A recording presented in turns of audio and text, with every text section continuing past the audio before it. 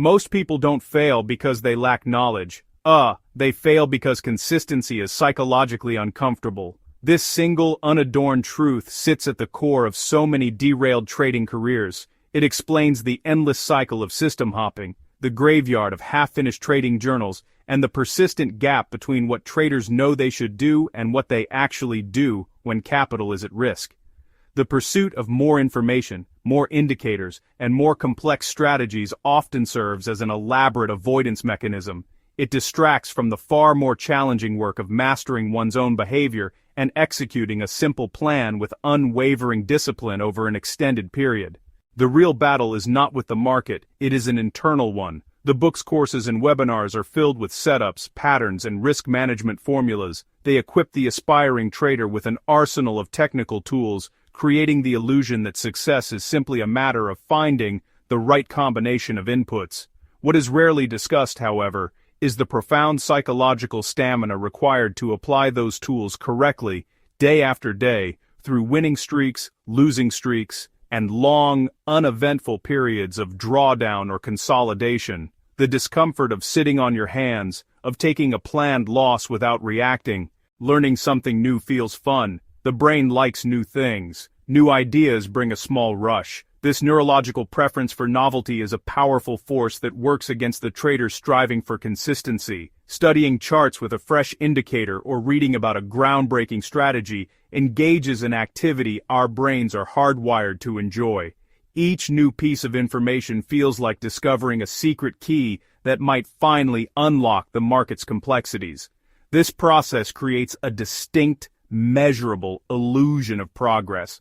We can track the number of videos watched, books completed. That sense of advancement is satisfying, but it can be a misleading proxy for real skill. Trying new things, doing one thing day after day, especially when results aren't immediate or linear. The learning phase is low stakes. Paper trade a new setup. Run a backtest with historical data. Simply theorize about how a strategy might perform. These intellectual exercises keep the powerful emotions of financial risk at a safe distance. You're insulated from the visceral sting of a real loss. You avoid the anxiety of managing an open position during a volatile swing. The brain is not being tested under duress. When you learn, you take little risks. Test ideas in a demo. Read about them. That keeps emotions low. You avoid the hard part. Real trading has real stakes. Those stakes fundamentally change the psychological context of every decision. That's why a perfect on-paper strategy can be incredibly hard to execute in practice. The brain craves novelty and resists repetitive, unexciting work, especially under emotional pressure. Preference for novelty over repetition is a core challenge. The brain rejects the same task, repeated when feedback is slow, intermittent, unpredictable, as in trading. It prefers the quick hit of a new idea and the fast feedback of a successful backtest. Consequently, learning can become an addiction, a way to feel productive and hopeful without facing the psychological grind of consistent execution. The comfort of the classroom is always more appealing than the uncertainty of the battlefield. Many traders unconsciously choose to remain perpetual students rather than disciplined soldiers. Consistency doesn't feel productive. That's why it's avoided. In a world that glorifies action, hustle, rapid results, the act of patiently waiting for a specific setup can feel like laziness. Doing nothing for days at a time can feel like laziness or a lack of ambition. The trader who follows their plan might only take a few trades a week, while the one constantly searching for new opportunities is always busy. This busyness creates the illusion of productivity. Yet it is the patient, disciplined trader who is engaging in the more difficult work and ultimately the more rewarding work. Consistency is a quiet internal discipline that offers few external signs of effort. Consistency asks for things we do not like. It asks us to sit with boredom. It asks us to accept slow gains. It asks us to delay rewards. It asks us to control our feelings when things go wrong. These are not innate skills for most people. They are psychological muscles that must be developed through deliberate and repeated practice. Tolerating boredom means staring at charts for hours and not forcing a trade when your plan's criteria are not met. Delaying rewards means sticking to your profit targets and not closing a trade prematurely just to lock in a small win. Controlling your feelings means taking a series of planned losses, without letting it shake your confidence in your system's long-term edge. Think of a simple trading example. A retail trader develops a clear, statistically validated edge in the EUR.USD pair based on a specific price action pattern that occurs on the 4-hour chart. The plan dictates a risk of 1% of capital per trade, a stop loss of 50 pips, a profit target of 100 pips. The edge is positive, but it only manifests over a large sample size of trades. For the first month, the trader experiences a drawdown. They take 5 trades, and 4 are losses. The net result is a 3% loss in their account. The emotional pressure is immense. This is where most people quietly change strategies, instead of changing behavior. This subtle pivot is the silent killer of trading accounts. Instead of confronting the internal discomfort that arises during a drawdown or a period of boredom, the trader externalizes the problem. They conclude that the strategy is flawed, the market has changed, or the indicator is lagging.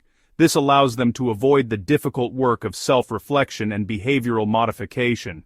The act of searching for and adopting a new strategy provides a temporary psychological reprieve, a fresh wave of hope, a renewed sense of control. However, this relief comes at a steep, often hidden, long-term cost. When people change systems often, they never collect enough data for one system to determine if it even has a positive expectancy. A strategy's true performance can only be understood over a large sample of trades, which includes winning streaks and losing streaks. By jumping from one method to another after only a handful of trades, the trader remains in a perpetual state of uncertainty. They never learn the true variance of their system, meaning they have no baseline for what constitutes a normal drawdown versus a sign of a broken strategy. This lack of data makes even small, statistically expected setbacks feel like catastrophic failures, reinforcing the cycle of doubt and abandonment. Furthermore, this constant switching prevents the trader from ever achieving mastery in execution. Every trading system has its own unique nuances and, feel. It takes time and experience to learn how a strategy performs in different market conditions, how to manage trades with confidence, and how to differentiate a high-probability setup from a marginal one. By constantly changing their approach, traders rob themselves of the opportunity to develop this deep, intuitive understanding. They are always beginners, fumbling with the basic mechanics of a new method instead of refining their execution of a familiar one. The problem is not the lack of good systems. The problem is the refusal to stick with one long enough to master it. The most significant cost of system hopping is the compounding effect of lost time and capital. Each time a trader switches, they typically go through a new learning curve, often accompanied by execution errors and small losses as they adapt. This churn slowly bleeds the trading account. More importantly, it wastes the one resource that cannot be recovered: time. The time spent a year ago testing and abandoning 3 different strategies is a year that could have been spent mastering one and allowing the power of compounding of capital and of skill to begin working its magic. The habit of switching creates a choppy, inconsistent equity curve that masks the real underlying issue, a behavioral problem, not a strategic one. Professionals arrive at a different balance. They accept that no system is perfect every day. This acceptance is the bedrock of their psychological framework. Unlike the novice chasing a holy grail strategy, the professional treats trading as probabilities, not certainties. They expect even robust edges to underperform at times, so they stop hunting for a perfect system and build an imperfect, durable process to execute consistently. They design everything around one core principle: minimizing emotion in decisions. To do that, they set clear, objective, non-negotiable rules, entry criteria, exit signals, position sizing, overall risk management. These are precise instructions, not vague guidelines.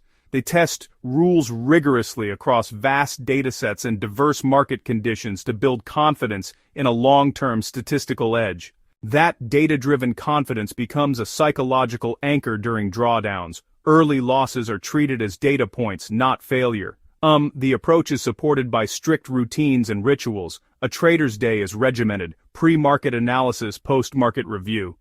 Routines are tools to foster calm, focused execution.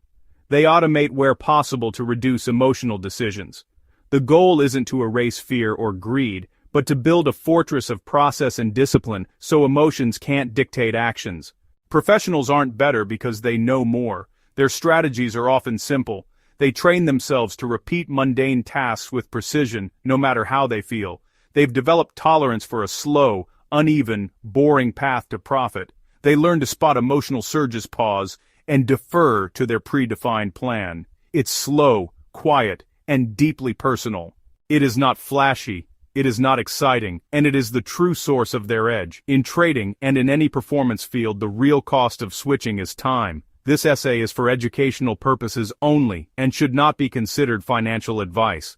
The point is simple and grounded in behavioral observation. Recognize the psychological discomfort that arises from consistency. See that feeling not as a sign that your strategy is failing, but as information. More often than not, that discomfort signals you where true, lasting habits are forged. It is not a cue to change your strategy every time you feel uneasy, or your account dips into a small drawdown. True growth happens at the edge of your emotional comfort zone. In the end, consistency is hard because it asks us to sit with small things for a long time. It demands we find satisfaction not in the thrill of discovery, but in the quiet pride of disciplined execution. It requires trusting the process even when short-term results are discouraging. That quiet, unglamorous work underpins lasting performance in any elite endeavor. That small, honest act of awareness is the first critical step toward real, enduring change.